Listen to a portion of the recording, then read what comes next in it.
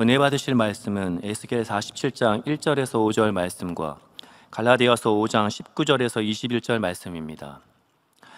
에스겔 47장 1절 말씀입니다.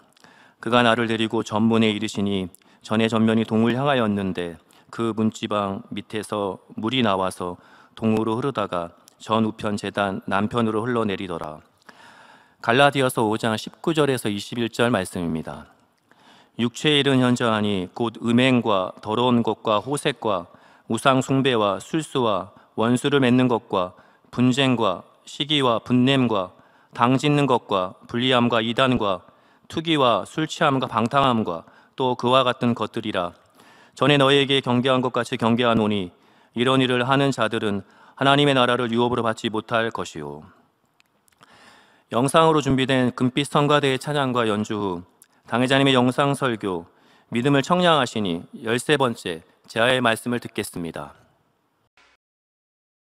사랑하는 성도 여러분, 전 세계 및 전국의 지교회 성도 여러분, 지성전 성도 여러분, 전 세계 인터넷을 통해 예배 드리는 모든 성도 여러분, 지신 방송 시청자 여러분, 시들어서 힘없이 늘어진 식물에게 물과 양분을 공급해 주고 햇빛을 비춰주자 언제 그랬냐는 듯이 다시금 싱그럽게 피어나는 모습을 본 적이 있으신지요?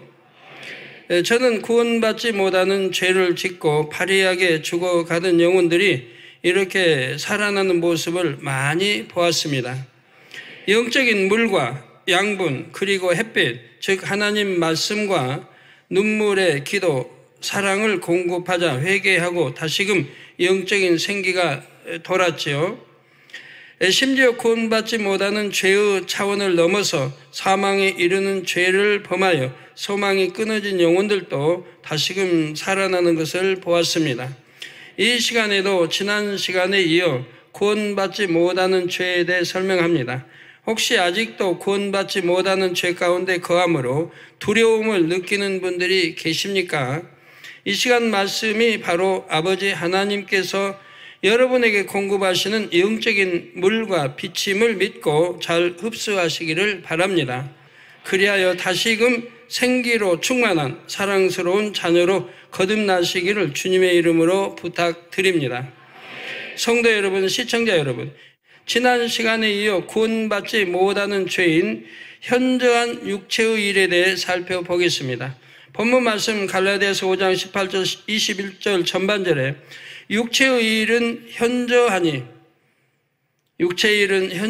곧 음행과 더러운 것과 호색과 우상 숭배와 술수와 원수를 맺는 것과 분쟁과 시기와 분냄과 당 짓는 것과 불리함과 이단과 투기와 술 취함과 방탕함과 또 그와 같은 것들이라 했습니다. 말씀을 통해 알 수 있듯이 이단도 현저한 육체의 일에 해당함을 알 수가 있습니다.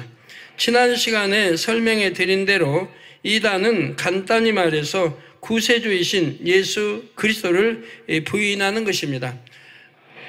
베드로후서 2장 1절에 저희는 멸망케 할 이단을 가만히 끌어들여 자기들을 사신 주를 부인하고 핏값을 치르시고 우리를 샀지요. 부인하고 임박한 멸망을 스스로 취하는 자들이라 말씀한 대로이지요. 성경은 이처럼 하나님을 믿는다고 하면서 우리를 보혈로 사신 주 예수 그리스도를 부인하는 자들을 이단이라고 정의합니다. 그래서 그런 대표적인 곳이 있었죠. 지난주에 말씀드렸죠. 어디라고 그랬죠? 어디? 여호와 증인. 여호와 증인들은 여호와 하나님만 찾지 예수 그리스도는 부인한다 이 말이에요. 그러니까 그런 것이 성경적으로 확실히 드러나 이런 것을 이단이라고 하는 것이라 이 말입니다. 또 이단적인 신앙이 자신을 멸망으로 이끈다고 엄히 경계하시지요. 이와 함께 꼭 알아야 할 사실이 있습니다. 그것은 성경 이외의 잣대로, 즉 지극히 주관적인 잣대로 주님의 몸된 교회와 성도들을 이단이라 쉽게 판단 정죄해서는 안 된다는 것입니다. 그러니까 성경, 하나님 말씀으로 이단을 판단하고 분별해야 하는 거지, 하나님 말씀을 떠나서 판단하고 또 분별하는 것은 아니 되는 것이라 이 말이에요. 또 자기 생각 주관 속에 또 판단하는 것도 더더구나 안 되는 것이고요. 이는 주님을 대적하는 죄입니다. 더구나 확실한 성령의 역사가 따르는 교회를 함부로 이단이라 정죄하면 이는 판단 정죄에 플러스 성령 회방의 죄를 더하게 되는 것입니다. 따라서 반드시 성경을 근거로 이단을 분별해야 한다 했습니다. 그런데 오늘날 주관적인 잣대로 타 교단이나 교회를 이단이라 판단 정죄하는 이들이 얼마나 많습니까? 또한 세상이 영적으로 심히 혼탁해지고 사람의 사상이나 철학이 발달하면서 참 진리는 오히려 배척하고 그릇된 이단 사상에 미혹되는 경우도 많지요. 이런 이단들 또한 말씀을 의지하여 분별해야 합니다. 요한일서 4장 2절에서 3절 전반절에는 하나님의 영은 이것으로 알지니, 하나님의 영, 하나님의 영이 아닌 반대 영도 있겠죠. 원수마귀에 속한 어두움의 영. 하나님의 영은 이것으로 알지니 곧 예수 그리스도께서 육체로 오신 것을 시인하는 영마다 하나님께 속한 것이요 예수를 시인하지 아니하는 영마다 하나님께 속한 것이 아니니 이것이 곧 적 그리스도의 영이니라 했습니다. 즉 어떻게 분별하면 됩니까? 하나님의 영은 이것으로 알지니, 저 여러분이 하나님의 영인지 아니면 적 그리스도의 영인지 어둠의 마귀에 속한 영인지, 자, 곧 예수 그리스도께서 육체로 오신 것을 시인한다. 저 믿는다 이 말이에요. 꼭 믿고 고백하는 거죠. 자, 예수 그리스도께서, 즉 우리 구세주 주님께서 육체로 오신 것을 시인한다. 육체로 오셨나요? 육체로 오셨나요? 여러분들 시인하십니까? 보셨나요? 보셨나요? 2000년에 오신 거 역사가 증거하고 다 보신 것 같잖아요. 여러분들 증조 할머니 할아버지 계셨나요? 안 봤으니까 나 몰라요? 안 봤어도 아는 거 아니에요. 2000년에 우리 주님 오신 거 역사가 또렷이 증명하고 다 한다 이 말입니다. 그래서 예수 그리스도께서 육체로 오신 것을 시인하는 영마다 하나님께 속한 것이요. 여러분들은 시인하니까 하나님께 속했어요? 안 속했어요? 속했죠. 속한 것이요.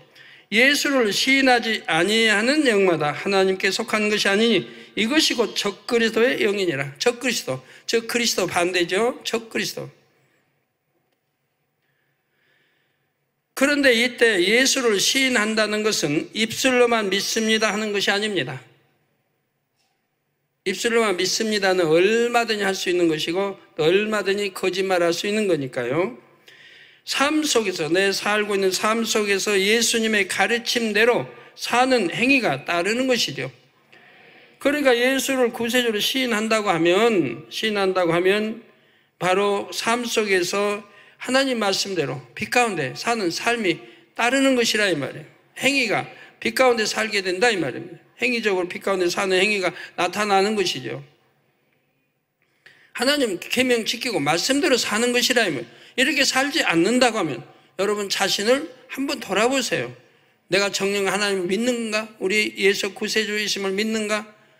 그분이 나를 위해 내 죄를 대속하기 위해 그렇게 고난을 받으시고 피 흘리시고 머리에 가시관 쓰시고 손발에 못으로 박히시고 옆구리에 창을 찌르시고 그렇게 처참하게 돌아가셨다. 그걸 내가 정말 믿는 것인가? 믿는데도 그렇게 하나님 우리를 사랑해 주시고 그렇게 화목제물까지 독생자 아들을 주시면서 우리를 사랑해 주셨는데 내가 이런 죄를 지을 수 있고 사망 이런 죄를 지을 수 있는 것인가? 그건 도저히 있을 수도 없는 일이고 믿는다 하면 도저히 그럴 수 없다. 양심이 1%라도 있다면 그리 못하는 것이라 이 말이에요. 사람의 양심이 1%만 있다도 그리 못한다. 자기를 위해서 생명을 주시고 온갖 것 다 주셨는데 그 영광의 보좌 다 버리고 오셨어요. 그런데 그분이 싫어하시고 사망의 길로 간다는 그런 죄를 지을 수 있는 것이냐 이 말입니다. 사랑한다면, 믿는다면 그리 못하는 것이라 이 말이에요. 그러니까 그런 사람은 화인 맞았다고 그러죠. 양심 자체가 없는 거예요. 그러니까 결국은 안 믿는다는 얘기예요. 안 믿으니까 빛 가운데 살지 않고 말씀 듣고 살지 않는 것이고 사망에는 죄를 짓는 것이라 이 말입니다. 예를 들어 우리 제단은 오직 주님 말씀대로 살기에 하나님께서 그 열매로 권능을 주셨습니다. 성경 곳곳에 나와 있잖아요. 하나님은 어떻게 하면 본다. 어떻게 하면 하나님 만난다. 어떻게 하면 능력도 권능도 받는다. 다 있잖아요. 우리 선진들이 그리했고 우리도 하나님 사랑하기 때문에 믿기 때문에 말씀대로 살고 악은 모양을 버리고 죄 짓지 않고 성결로 들어가니까 이런 권능들을 받는다 이 말이에요. 또 여러분도 나타내고 있잖아요. 많은 분들이 여러분 기도해서 아니면 손수건을 통해서라도 치료하고 많은 역사들을 베풀지 않습니까? 그래서 하나님께서 그 열매로 권능을 주셨습니다. 우리 성도님들 대부분 어찌하든 하나님 말씀대로 살기를 힘쓰심으로 이 권능을 체험하십니다. 또 권능이 담긴 손수건과 단물을 통해 성도님들이 직접 나타내기도 하시지요.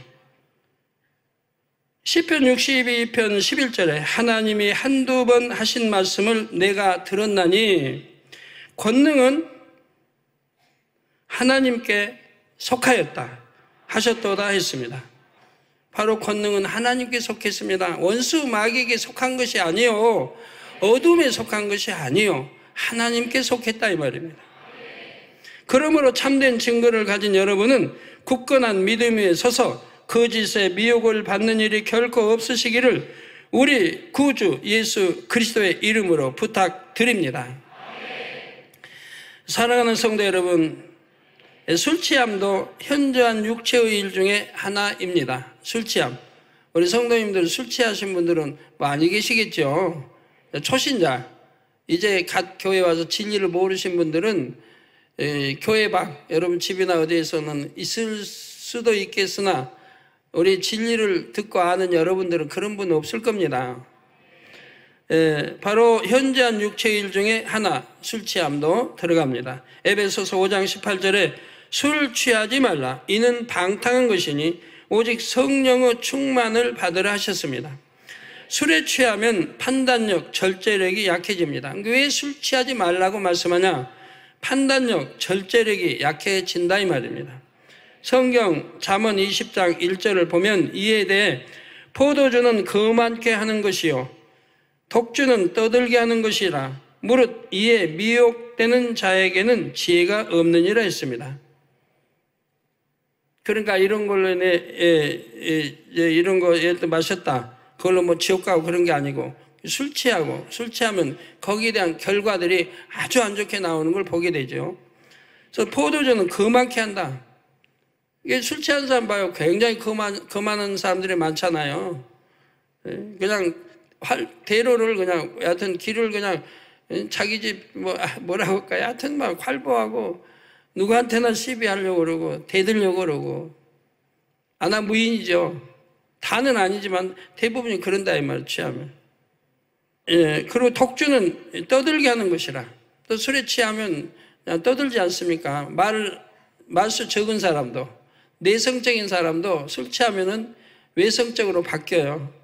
말 잘하는 사람은 그동안 쌓여서 못했던 말 다 털어놓습니다. 친구 간에도 오해하고 미워하고 하여튼 내성적이라 차마 말 못했던 것도 술 취하면 다 털어놓잖아요. 이러니 저러니 네가 그랬니? 네가 이럴 수 있느냐? 네가 나한테 이럴 수 있느냐? 술 안 취했을 때 못해요 그런 말. 취하면 그렇게 한다 이 말.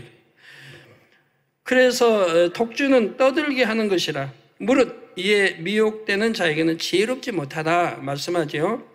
성경을 보면 당대 의인이라 칭함받은 노아조차도 포도주에 취해서 실수하는 장면이 나옵니다. 곧 낮에 취해서 벌거벗은 채로 잠들었지요. 밤도 아니고 낮에 취해서 벌거벗은 채로 잠들었습니다. 노아의 둘째 아들은 이 모습을 형제들에게 전했고, 둘째 아들도 좀 못된 아들 아니에요? 아버지를 사랑한다면 아버지 허물을 오히려 덮어주고 감싸줘야 되는데 형제들에게 전했다. 형제들에게 전했고 이 사실을 안 노아는 그 아들을 저주하고 말았습니다. 이 대성 싶은 가족은 아니네요. 또 아버지도 마찬가지예요. 본인이 실수했잖아요. 취해가지고 실수했으면 아들에게 죄송해서 그냥 아들들아 미안하다 하면 좋을 텐데 오히려 둘째 아들을 저주해버립니다. 그 저주한 결과가 오늘날까지 이어지잖아요. 가정에 비극이 일어났죠. 비극이. 자기 아들인데도 저주해버려요. 술 취하면 이런 큰 실수들이 나오죠. 술에 취하면 이처럼 언행에 허물이 생기고 더 나아가 걷잡을 수 없이 난폭에 지기도 합니다. 노아는 이제 술 취해서 했지만 이제 술이 깼을 텐데도 깨서 그 소리를 들었을 텐데도 저주한다면 자기로 인해 그런 일이 발생했는데 그래도 그 저주는 해서는 안 될 저주인데 저주까지 해서 그 가정이 이로 인한 그 후손들은 오늘날까지 비극 속에 살지요. 어떤 사람들은 일부러 술을 마시고 술 기운을 의지해 폭행, 살인 같은 큰 죄를 저지르기도 합니다. 또 술에 취하면 번번이 폭력을 휘둘러서 가족들에게 상처와 고통을 주는 이들도 많지요. 그러니까 술 취해서는 아니 되겠죠. 우리 성도님들 혹여 초신자 되신 분들 이제 집에 가셔서 이렇게 또 일터에서 술 취해서 가지고 집에 오셔가지고 그냥 자녀들 가족 안에 힘들게 하신 분들이 있다면 정말 오늘 회개하십시오. 이게 얼마나 못된 버릇인가, 습관인가, 나쁜 행위인가. 또 생각을 절제하지 못합니다. 비진리의 생각을 동원하게 되지요. 이는 거룩하신 하나님의 자녀와는 너무나 거리가 먼 모습입니다. 그런데 혹자는 의문을 갖기도 합니다. 성경 곳곳에 하나님의 선민 이스라엘 백성이 포도주를 마신 기록이 나오기 때문입니다. 이는 이스라엘에서는 물이 귀하기에 하나님께서 포도즙 같은 것을 음료로 허락하신 것입니다. 포도즙 같은, 그러니까 술 자체가 죄는 아니라 이 말이에요. 술 자체에 죄가 있는 거 아니잖아요. 술을 먹으니까 내가 죄 짓는 건 아니잖아요.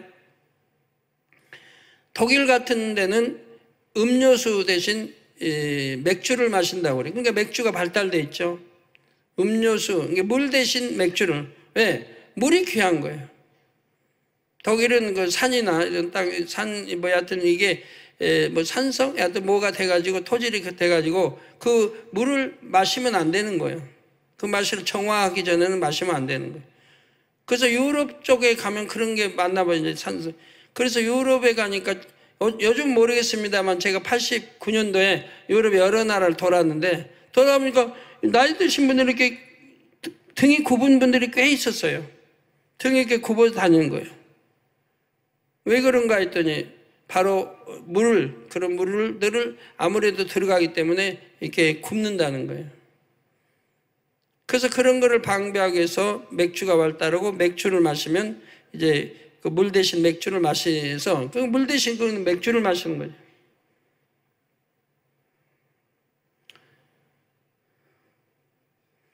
성경에도 보면 포도주 마시는 걸 하나님 사람에게 네 몸을 다스리게, 몸은 병을 위해서 마시게 하는 것도 나오죠.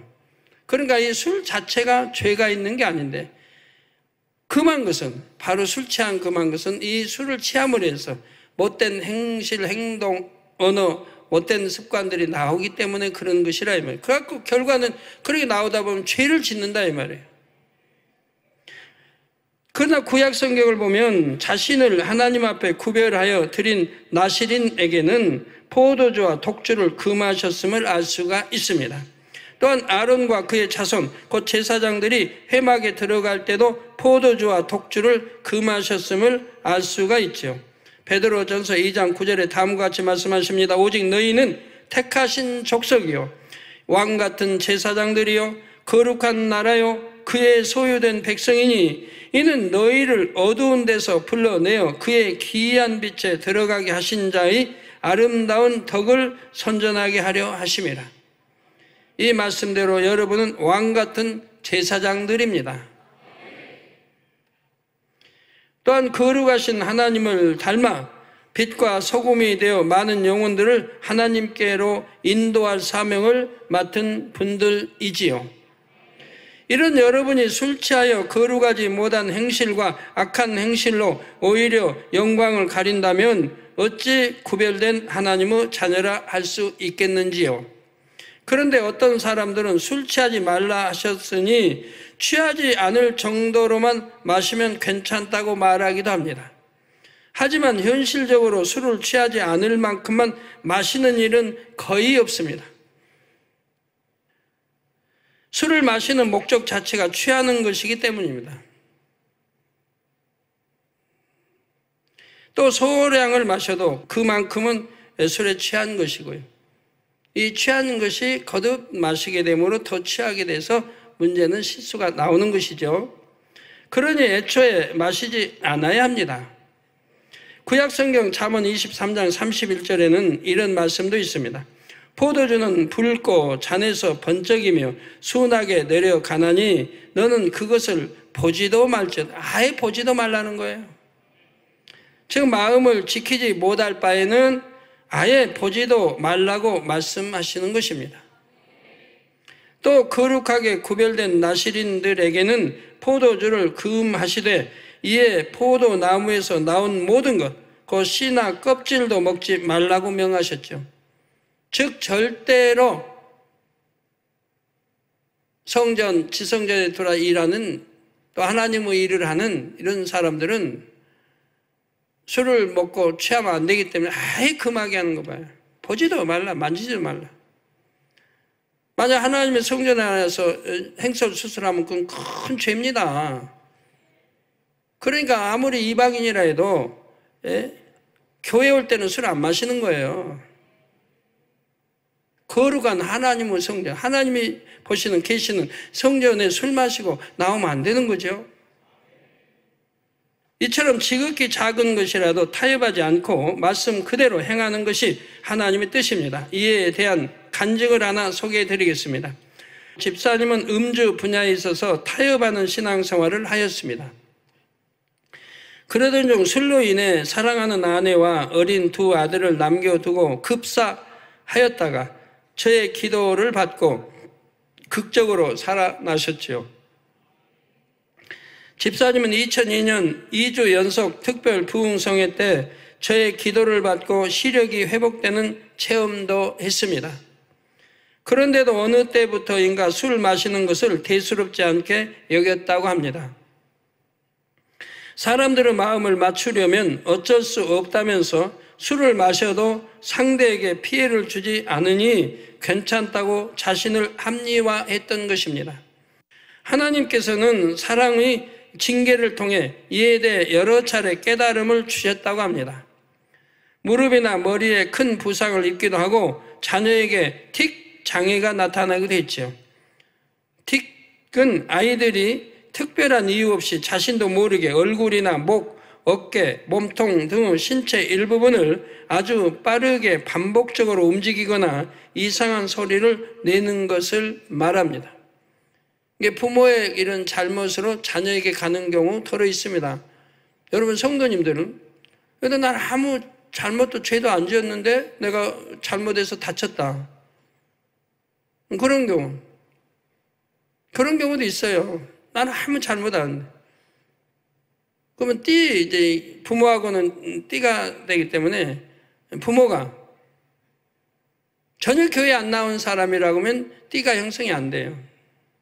근데 교회는 한두 번 나오는 사람이에요. 진리는 몰라도.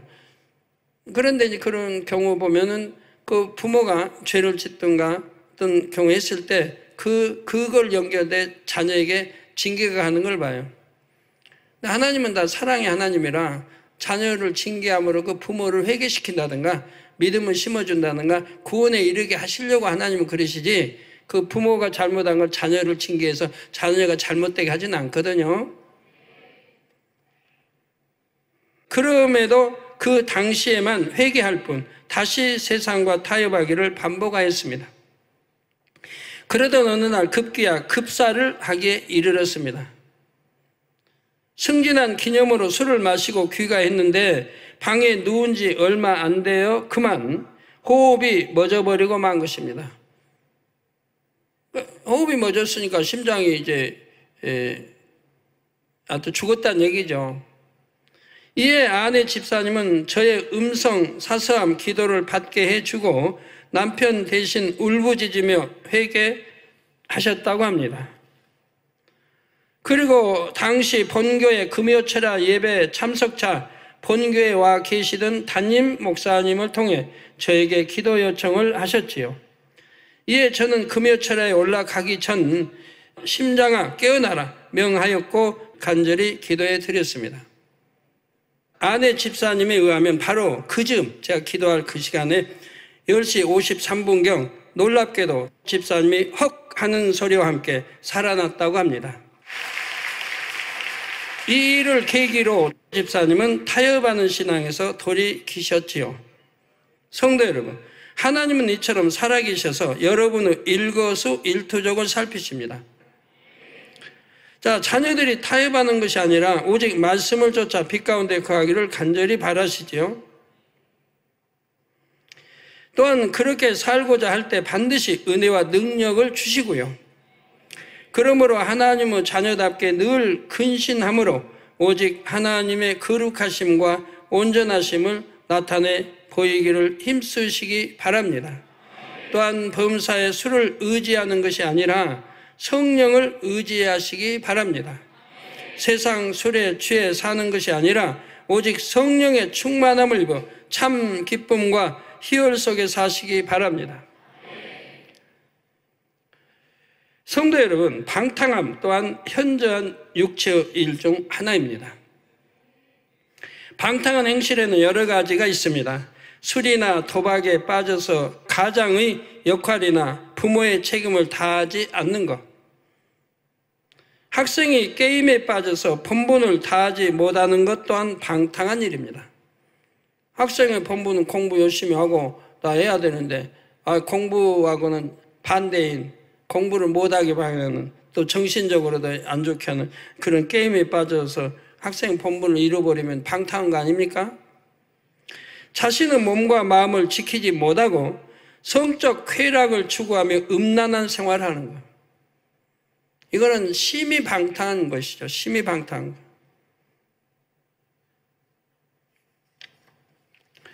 능력이 있음에도 게을러서 일하지 않고 마음 내키는 대로 주변에 피해를 주며 사는 것도 방탕한 행실에 속하지요.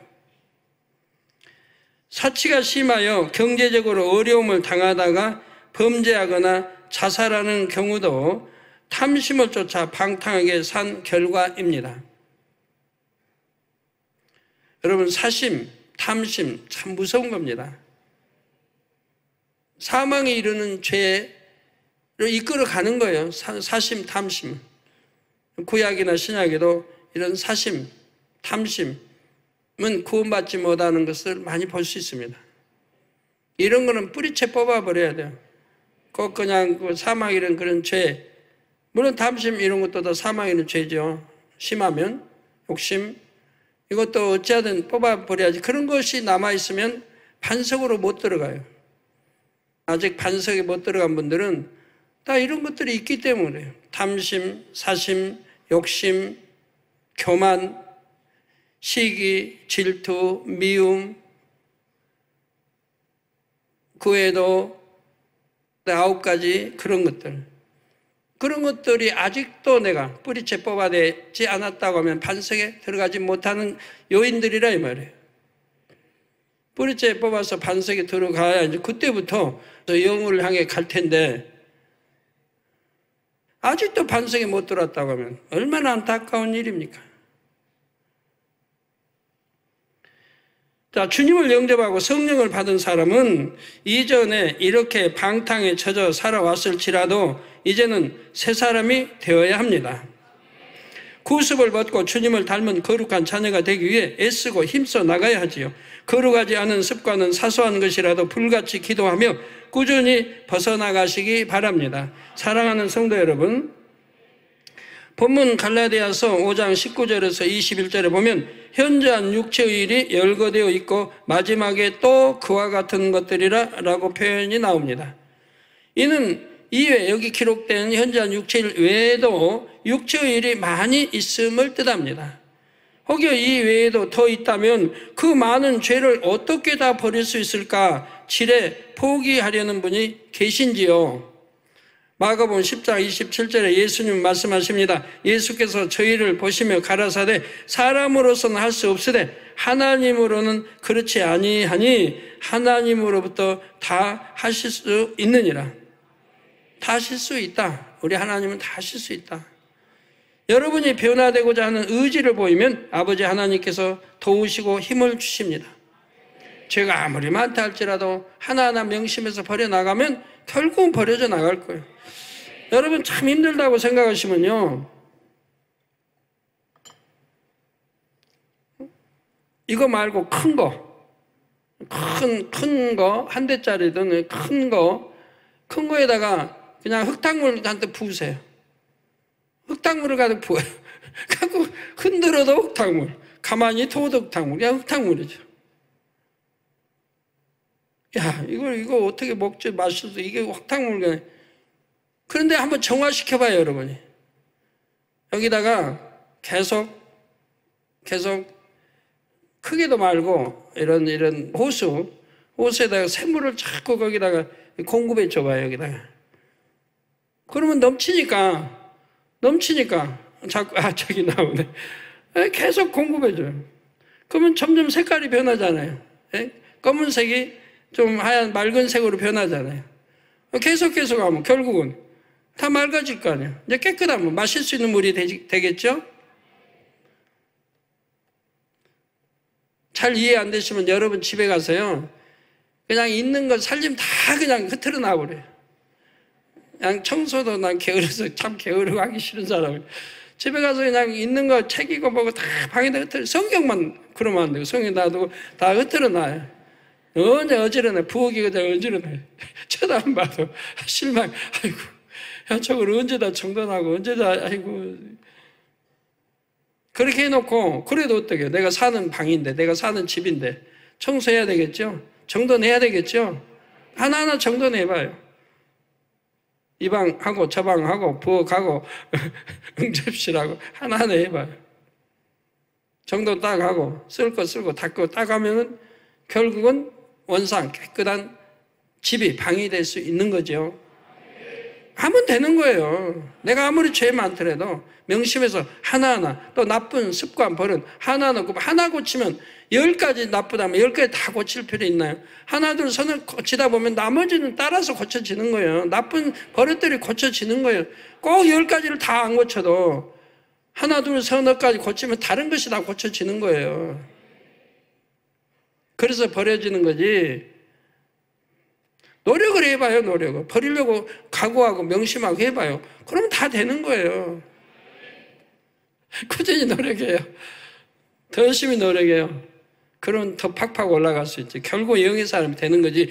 그냥 그대로 좌절하고 있으면 그 다음에 뭐가 되는 거예요, 도대체. 세요 사람과는 거리가 멀잖아요. 이런 좋으신 아버지 하나님을 의지하십시오. 됩니다. 하면 되는 거예요. 아버지가 도와주시니까. 하나님은 여러분이 비록 지금은 온전치 않아도 얼마나 간절히 변화되기를 소망하는지 노력하고 있는지 마음 중심을 보십니다. 자신의 믿음의 분량 안에서 최선을 다해 육체의 일을 벗어나가고 있다면 아직 버리지 못한 분야가 남아있다 해도 구원받지 못하는 것은 아닙니다. 즉, 더 좋은 천국이냐 아니냐가 문제지 구원받지 못하는 건 아니죠.